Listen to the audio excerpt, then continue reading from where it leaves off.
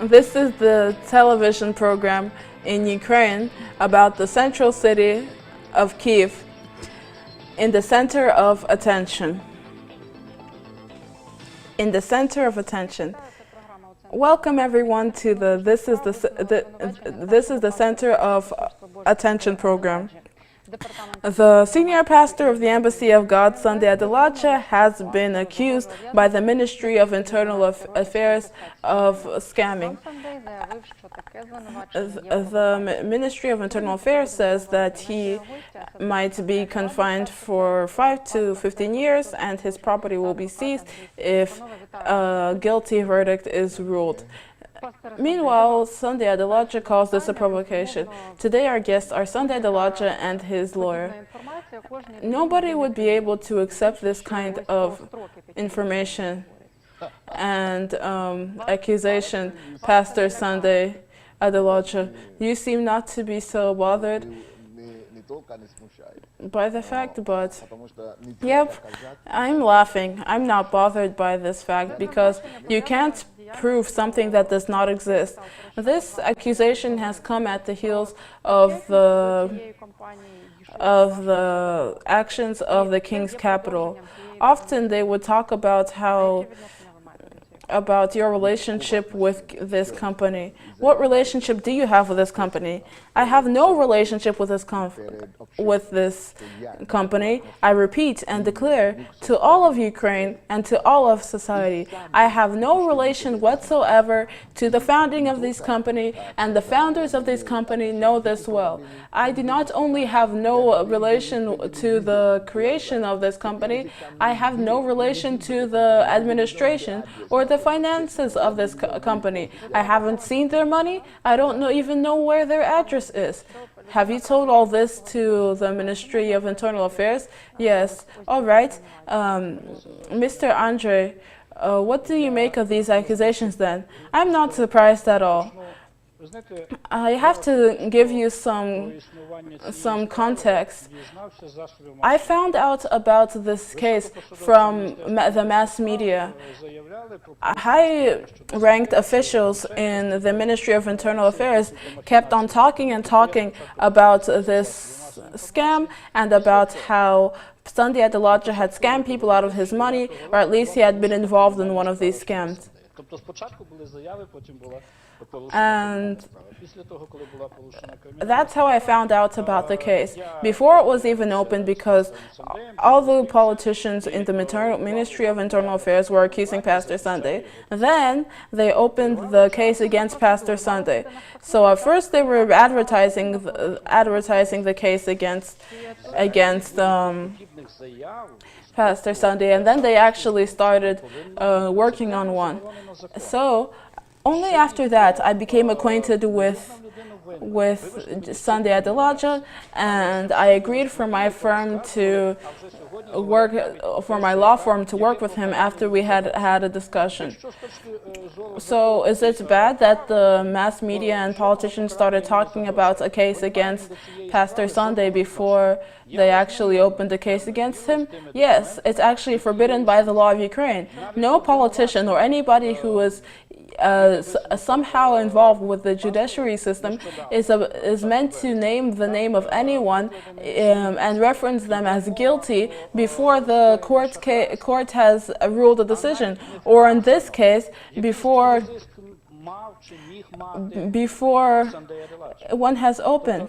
So Pastor Sunday has gotten charges of scamming, but the case has not even confirmed what role Pastor Sunday has had in this scam / money laundering.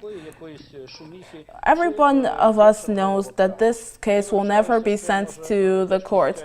I think that the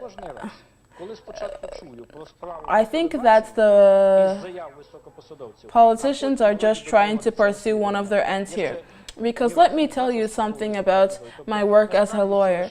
Every time I've heard about a political case, not from official legislative documents, judiciary documents, but from the TV, that case has always come to nothing. It has never ended with a verdict, a guilty verdict, because those cases have no legal grounds.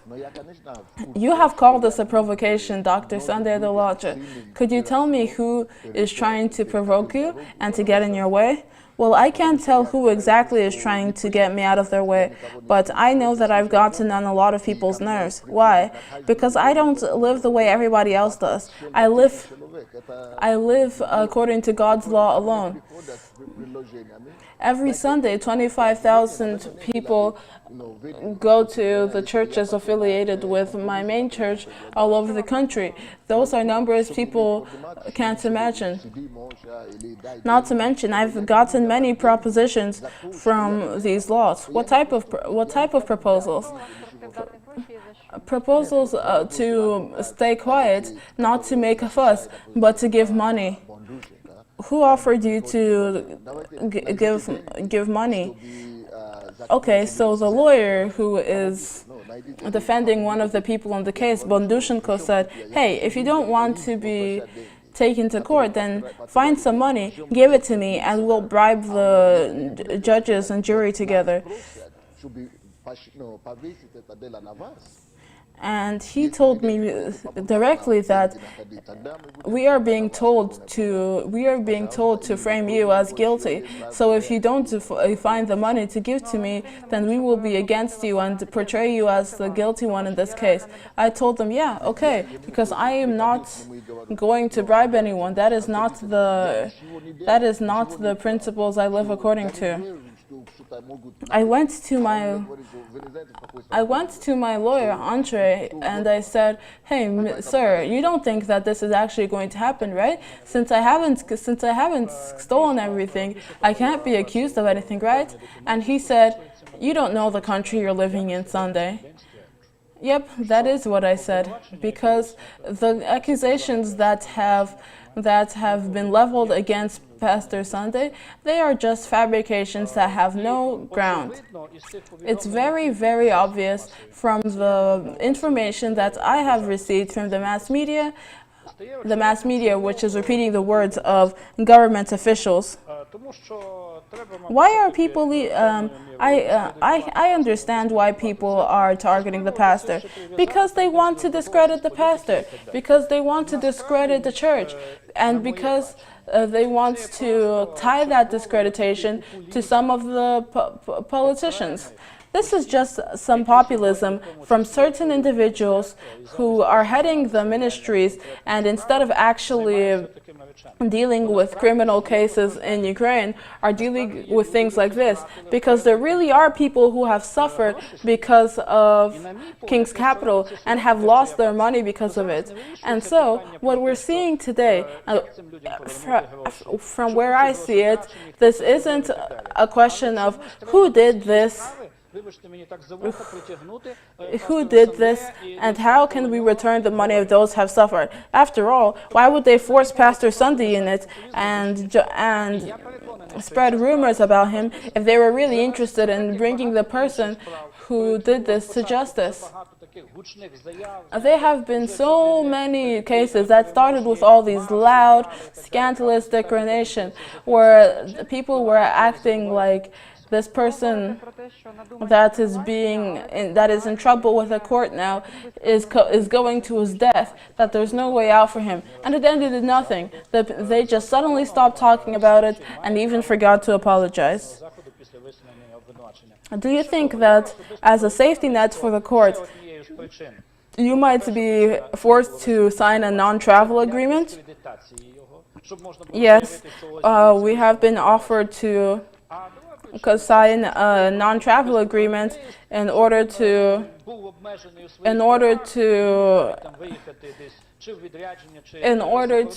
limit Sunday's rights, so that he won't be able to go not on vacation, not on anywhere he goes to, because because Pastor Sunday was even meant to go to a symposium not long ago, but because of this non-travel agreement, he actually had to miss it. So what do you have to do according to this non-travel agreement, Pastor Sunday? I'm just not allowed to leave the country. Have you been called to answer at interrogations before? Yes, I have. What did they ask you?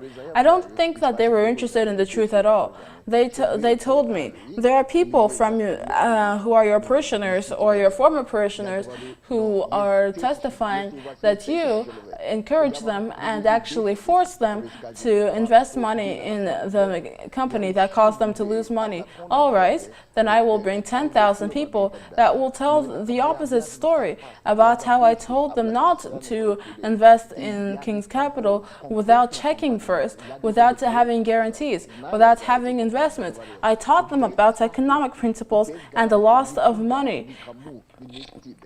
I said to be careful about every single company. I'm the one who was stolen from because my people were stolen from, and I want to protect my people, to return their money, to help them out. But now I have to fight for myself. And what that company has left, because it has some land left, it has some stolen money left, because no, they found the person to blame now. So it doesn't matter that the criminals are still on the loose. My members are the citizens of Ukraine, and the government should be protecting them, to help them who have suffered financially, rather than going after me for no reason. There is information from the Ministry of Internal Affairs that 70% of investors into the King's Capital company were the Embassy of God members. This was a question to the lawyer. How is this evidence against Pastor Sunday? Is it? Yes, I was actually surprised at these methods, but this is what many companies that work in the same way that King's Capital did work. They gather around churches because there's a large gathering of people, and they find one person. It was because the director of the company didn't go to my church. Safonov did, who was a co-founder. They find a person like that. They promise them to give them stocks or a part of the company, and they just tell him to advertise it to their friends. And they go to our church because there's a lot of people there, and they spread it, and they spread the word. So why did they choose a person from your church? Did they know that it was a scam in the first place? I do not think that my parishioner knew at the time that it was a scam. I think that he was tricked. However, I ended up doing an investigation on the company, and when I realized that it was a dangerous thing with no guarantees and no insurance, that is when people started calling me the person responsible for it. I do not know if these numbers from the Ministry of Internal Affairs are actually true, but I do not see any meaning in the worldview of the people who invested in this pyramid scheme. I think that the only reason that they are referencing such irrelevant facts is to tie the pastor's feet and hands. There are people who directly worked with the company in the court. There are people who made money with this company and made a good amount of money. And they are the witnesses in this case. And then the pastor that has nothing to do with this company, even though the investigation has provided zero documents proving that Pastor Sunday had something to do with the administration of this company. For some reason, the pastor pastor is the one blamed. That is our Ukrainian paradox. I've seen this more than once. All of these cases have this reek of bad intentions. There's a lot of things that I see here, but the one thing I don't is an actual fight against crime.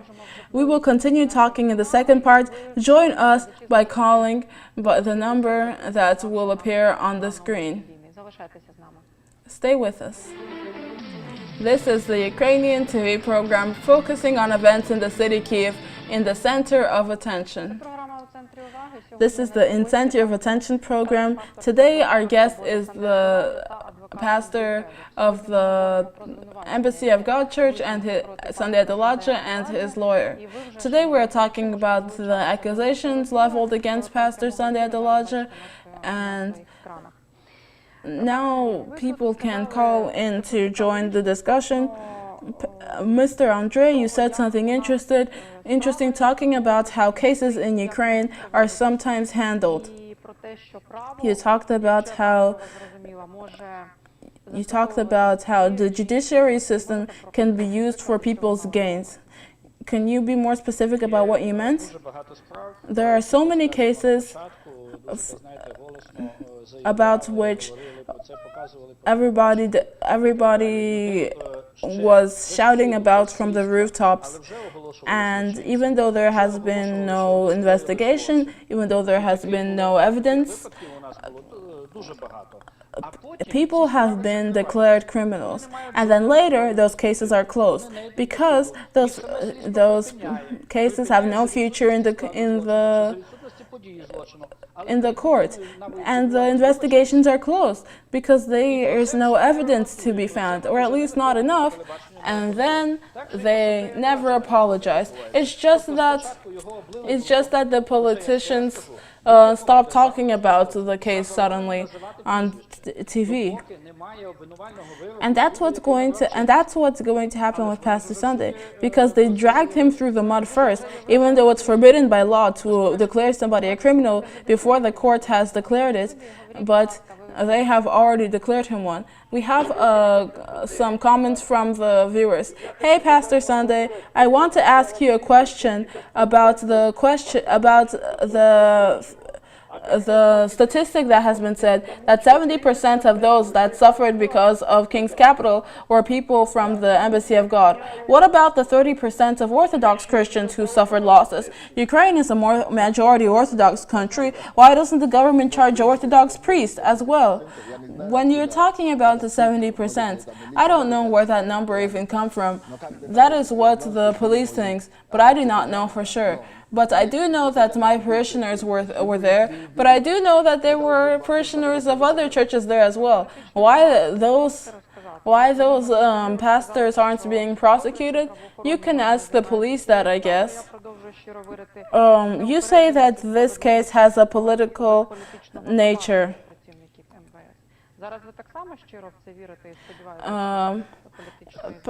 Pastor Sunday, you have before expressed the hope that the Ministry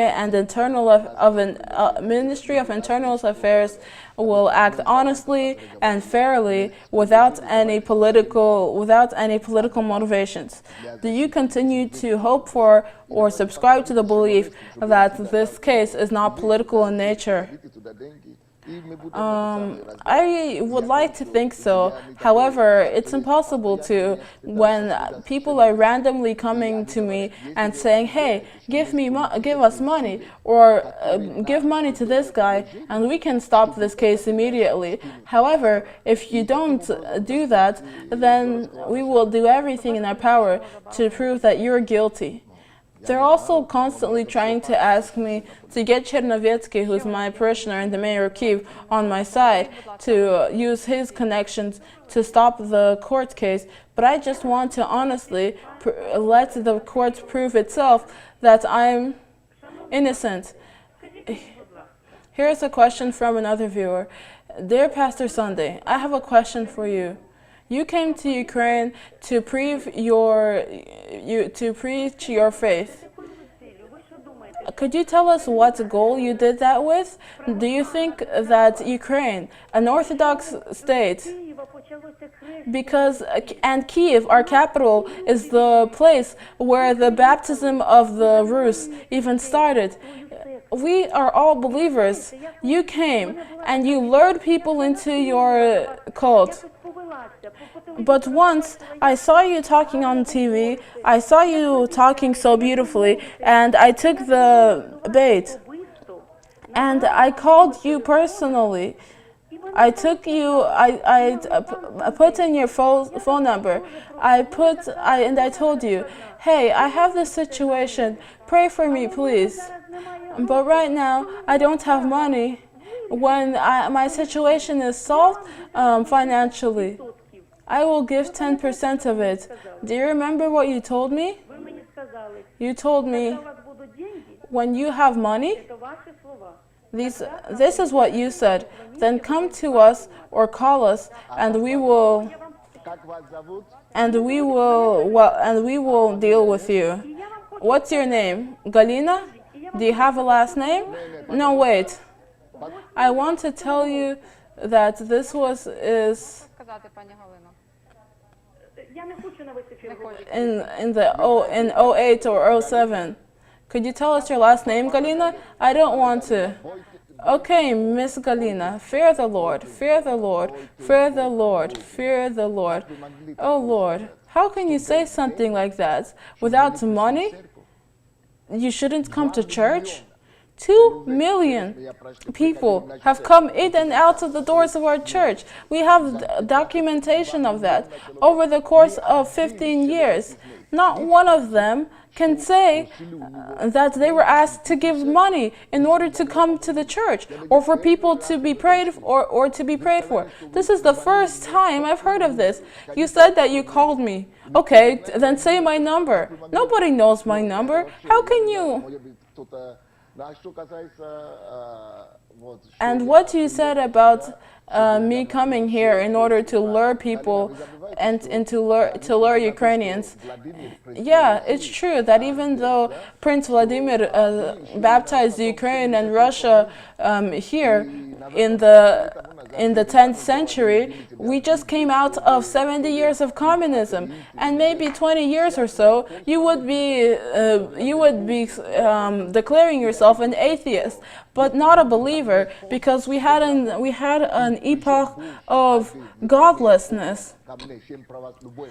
And right now, if you look at how many Ukrainians are attending the churches of the Embassy of God, and people, and on holidays, the fact that there are some churches of the Embassy of God that have more attendance than Orthodox churches, then maybe they're getting something from our churches. So let everybody make their own decision. So maybe you think that everybody in Ukraine is a believer, but so then let every Ukrainian believe which type of denomination they prefer in their belief. Christianity is split into Catholic, Orthodox, and Protestant. The Protestant church is a Christian church too. We all believe in the same God, and I'm not against people going to an Orthodox church or to a Catholic church. We live in a democratic society, and everybody can go into can go to the church that they want to attend. Not because their ancestors were of one faith, not because their parents are forcing them to, but because they consciously made the decision to be born again and now are in the place where they want to be. We also have another person calling in. Good day, Pastor Sunday. My name is Ludmila Boche. I have been in the church for 13 years. I've been going to Pastor Sunday's church for that long. My husband left me, and I had 3 little children. The first person I came to was Pastor Sunday. I came broken. I came crippled. I could see nothing good in myself in my life. Pastor Sunday is the person who held my hand through it all. He said that I had a future. He didn't demand any money. He didn't demand any fee. He said that you are a woman that has a bright future ahead of her. So, this is what I have to say to the woman that was calling before. I have known this person for a long time, and I know him well. This person will never ever be tempted by money. This is slander, and it's slander because of the end times.